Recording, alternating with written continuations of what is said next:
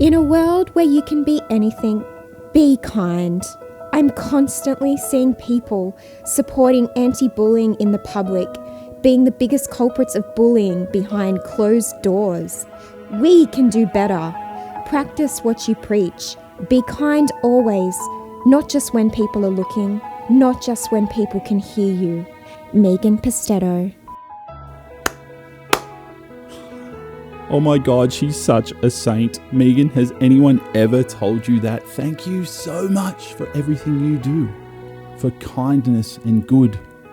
Now, Megan, if you're such an anti-bully, what would you call this? You're really doing so much kind, good work there by filming this elderly, mentally disabled woman and putting it up on your Instagram as some kind of joke or what? And then I mentioned that in my last video and it mysteriously disappeared from your Instagram. But Megan, haven't you accused other people of manipulating the narrative and silencing voices by deleting their comments and deleting their posts? Also, what happened with this post? This is a post Megan did on her So Dramatic page a little while ago. It's a video from Brittany Hockley. She's from The Bachelor. It's a video from her Instagram story. Now, in this video, she talked about a funny Indian guy. Look what Megan put as the caption. She put funny little Indian guy. But when you watch the video, that's not what was said at all. Megan has manipulated the narrative and changed the caption. And Jay, the person who she's talking about in the video, is not happy. Here's what he had to say. Hi, Megan Pustetto and So Dramatic Media. I saw your now deleted post where you suggested Brit had called me a funny little Indian. You and I both know that she called me a funny Indian because I'm very funny, humorous, and, well, Indian. I find it pretty disgusting that you'd post about me without my permission and manipulate a simple comment from my sister-in-law. You didn't reach out to me to ask my thoughts on it and even misquoted what she said, which you know, of course. You then deleted the post and have just pretended it didn't exist. Wow, would you look at that? Megan literally manipulating the narrative by changing the caption to make it sound like Brittany Hockley said something that she never said, to make her look worse. And a lot of influencers sort of have this idea that they're super woke and that they're like some kind of warrior for racial injustice and whatnot. A funny example of this is Abbie Chatfield. Check this out. Allowing our friends to say the N-word while singing a song. You have to understand the ramifications of microaggressions. It all leads to violence. It all leads to white supremacy. Okay, so according to Abbie Chatfield, if you sing the N-word in a song and you're not African American, I guess, that can lead to violence and it assists white supremacy. Okay, check this out.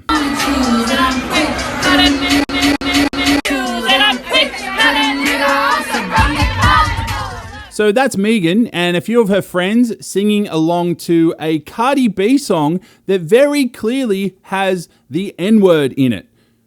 So, Abbie, I'm guessing you're going to be calling out Megan for that one soon. Oh yeah, and by the way, Cardi B's not black. I think she's Dominican.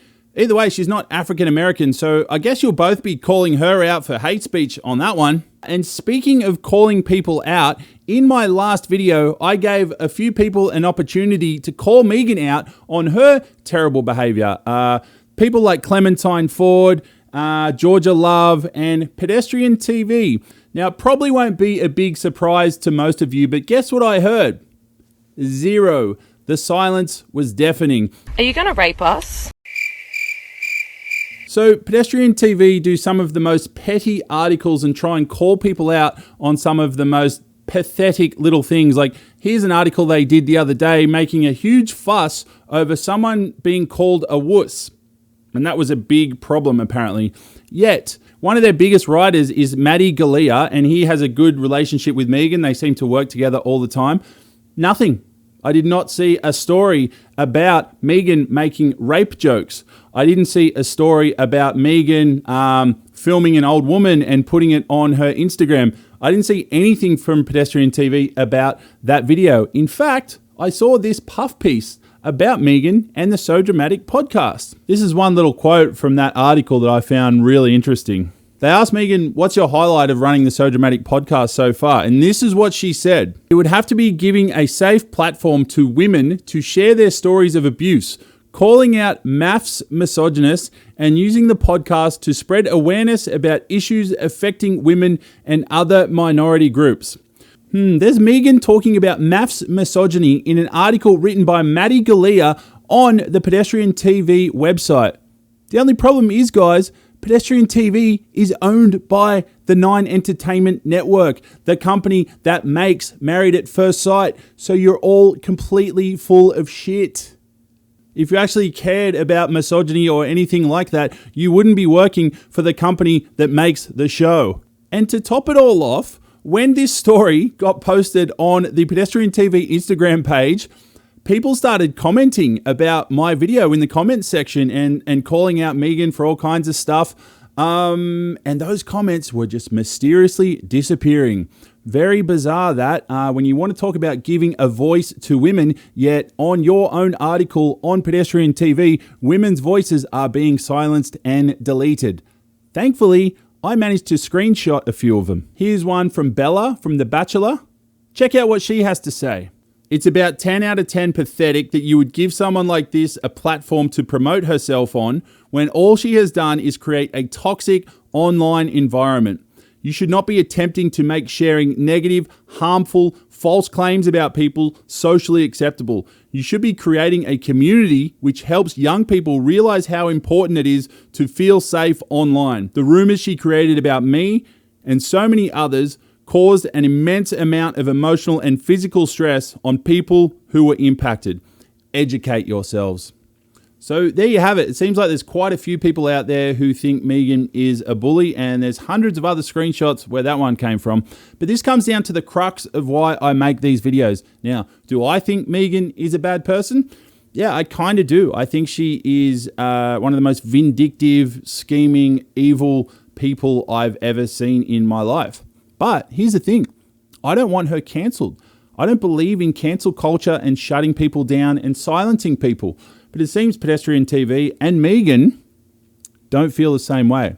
Now, here's a few of the things that have happened since my last video. I can't prove that Megan and her drama army are behind all of them, but I'll just tell you about them and I'll let you decide. So, first of all, my Instagram is getting attacked left, right, and center every single day. I got like 50 new accounts following me. I have to go through and block and report every single one of them. They're trying to report my posts, trying to get my Insta shut down. Again, can't prove that that's Megan, but I have my suspicions. Then on Megan's podcast, she basically gave away the location of my own personal workspace. So I have an office, and on her show, she talked about me and sort of accused me of breaking COVID restrictions in my own office and mentioned the name of the business next door to my office. So any reasonable person will be able to go, oh, that's where Dean's office is. Now, one of her drama army or one of her listeners, whatever you want to call it, came to my office and filmed me through the window secretly, without me knowing, without my permission, filmed what was on my computer screen, reported that back to Megan, who then told the whole world about it, told all her followers about it on her very open public podcast and mocked me and laughed about it. So that is absolutely disgusting behavior, which I reported to the police. And speaking of the police and her trying to get me in trouble for, COVID restrictions and saying that I was breaking COVID restrictions in my office, the police did come to my office a few days later. And they said that someone had called Crime Stoppers about me breaking COVID restrictions. Now, I could very easily prove to the police that I wasn't breaking COVID restrictions, and the police just laughed and went, oh my God, like someone's got it in for you, man, what the fuck? And like we sort of had a bit of a laugh about it. Again, I can't prove that was Megan, but none of this has ever happened until I released my last video about Megan. I also had 2 of my Instagram posts reported to the Advertising Standards Board. Again, I wasn't breaking any advertising rules or regulations, so they laughed it off.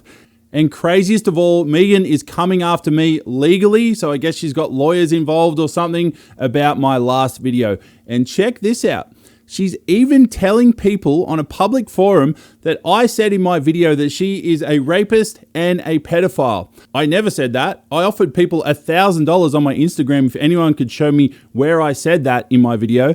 And funnily enough, just her saying that is hugely illegal and defamatory. And I could very easily sue her just for that, not to mention all the other incorrect things she has said about me. Not that I would, because I'm an adult that has better things to do than waste the court's time, but anyway.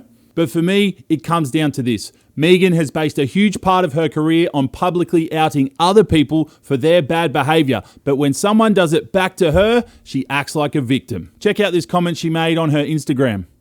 There is a reason why women are scared to be journalists, scared to speak up for themselves and for others, because this is how they are treated. They are discredited with smear campaigns because people can't handle them being in a position of authority, can't handle being called out by a woman, can't handle having women in power or influence over others, as it makes their egos feel small and threatens their position in the patriarchy. Wow, so she's playing the gender card now. But Megan, most of the people that call you out on your bullshit are women. Also, the highest paid and most influential journalist in Australia is a woman, Lisa Wilkinson. And the highest paid and probably most famous journalist in the world is Oprah Winfrey. Has been for like 30 years. So sorry, your ridiculous patriarchy excuse is not going to work here. But he's running a gossip page about fake reality TV shows, even journalism.